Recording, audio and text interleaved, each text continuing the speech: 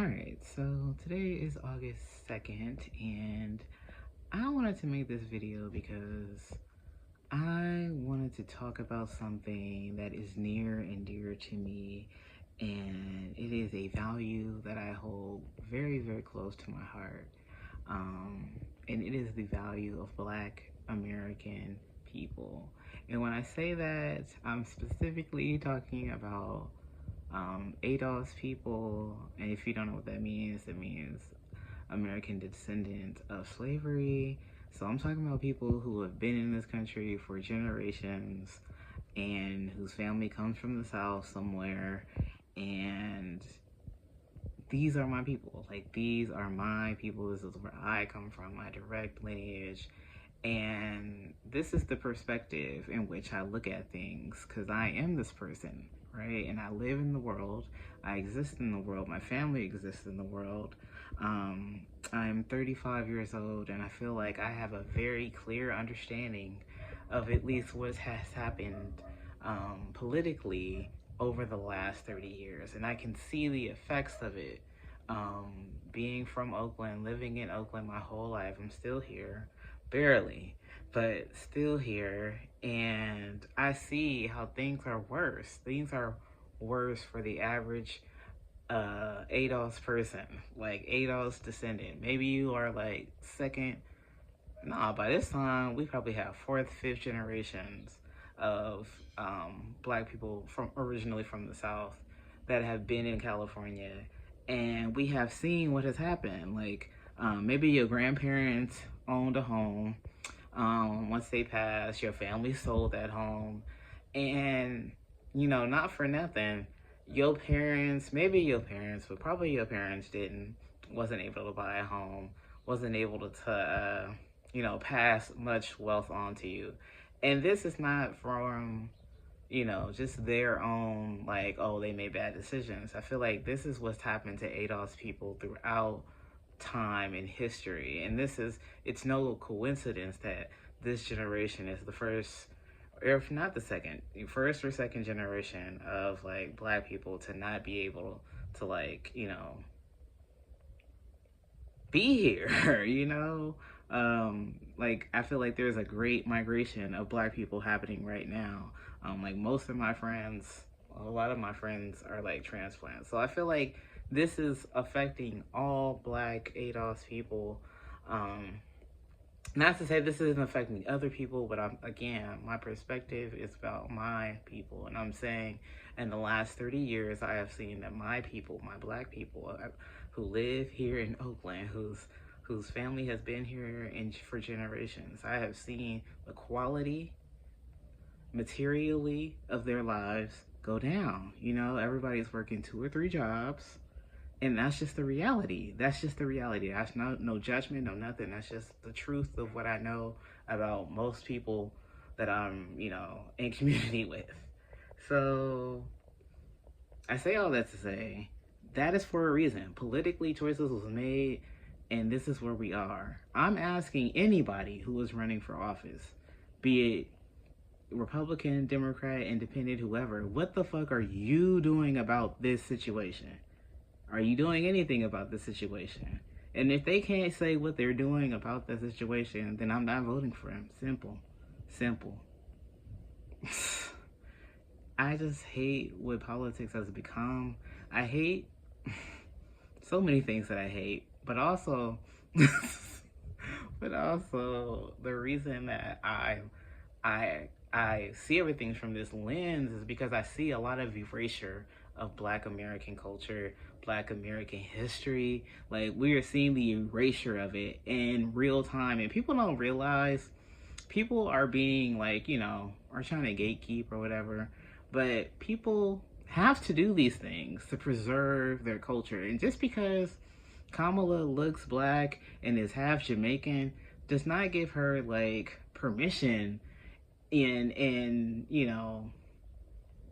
it doesn't give her permission to take from our lineage, our culture, and then say that this is something else. Like, I feel like there's an erasure in that, you know? I'm not disputing that this woman is half Jamaican. Like, clearly she's half Jamaican. But that has nothing to do with this ADOS lineage, ADOS history, the reason your family is the way your family is. Her family was not like my family. Her family was not like your family. Like, I don't care if they are, you know, were immigrant. They both were immigrants. That's an experience in itself. That has nothing to do with our lived experience in this place. And I know people are like, well, what does it matter? What does it matter? It matters because people don't have our interest at heart. They want to ride our culture, and they want to ride our, you know, social equity, you know, but they don't want to help us. And we can see, if we look around, that we need help. We need help in California, in Oakland, in this like densely, you know, democratic, you know, faithfully democratic place. And I'm not saying, like, I'm not saying just because it's democratic it is fucked up, but that's just been the truth of the last 30 years.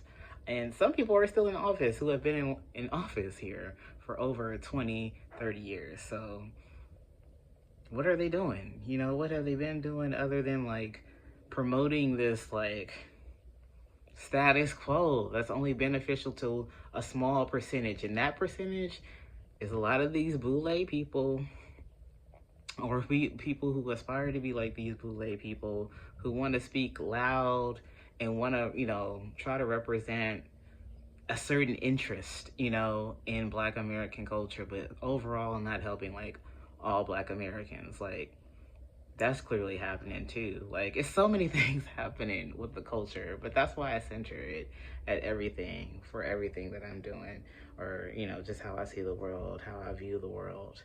And yeah, so it's kind of intense right now. It's kind of intense right now. I don't know. I also don't. I like talking about politics, but I feel like I'm not talking to people who are clearly like just swallowed the Kool-Aid, who are not like open to hearing different perspectives. Like, I just want that part of politics to be quiet, because I feel like that is the loudest. It's just like, okay, you drank the Kool-Aid. All of us don't want to drink the Kool-Aid. Tell me what the flavor is like. You know, I don't know. I feel like you get more people with that, other than like, oh, y'all just stupid. Y'all just Republican. Like, I've never been a Republican. I've never been a Republican. And even now, like, in my own personal, like, politics, like, I've always leaned more left, liberal, like, far left, I would say, even from, like, leftists, like, here, right? Because my shit is always based off my people. So, like, most leftists are not, again, another place where people just do not value the culture, the lineage, the story, the everything, but very left. But also, I do have, well, no, I don't have many conservative values. Other than just like, I like, you know, well, I don't know. I feel like Democrats, Republicans are just two sides of the same coin that are playing the game the same way, but just, you know, give the illusion of change, right? And so I just really cannot get with that. But I am into third parties. I've always kind of voted, like, independently voted third parties. I feel like people need to have more of a political imagination about things. Everybody's just so stuck in like, oh, can I only be this way? We not doing that right now. This is what's going on right now. It's like, fuck it then. Maybe right now we need to just pause. We need to just pause and come up with something different, because this shit is not working every 2 to 4 years. Like, it's not. The last 30 years, again, have been the proof. Like, things have gotten worse. There are more Black homeless people out on the streets of Oakland.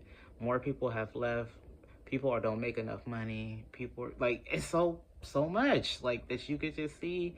And it is the direct result of the last 30 years in the political sense of policies and shit. So there's just nothing getting around that to me. There's nothing getting around that to me other than you saying, okay, this is what we're going to do better moving forward. This is what we're going to, like, you know, recommend and we're going to implement. And if you're not talking that, no matter what side you're on, I don't care.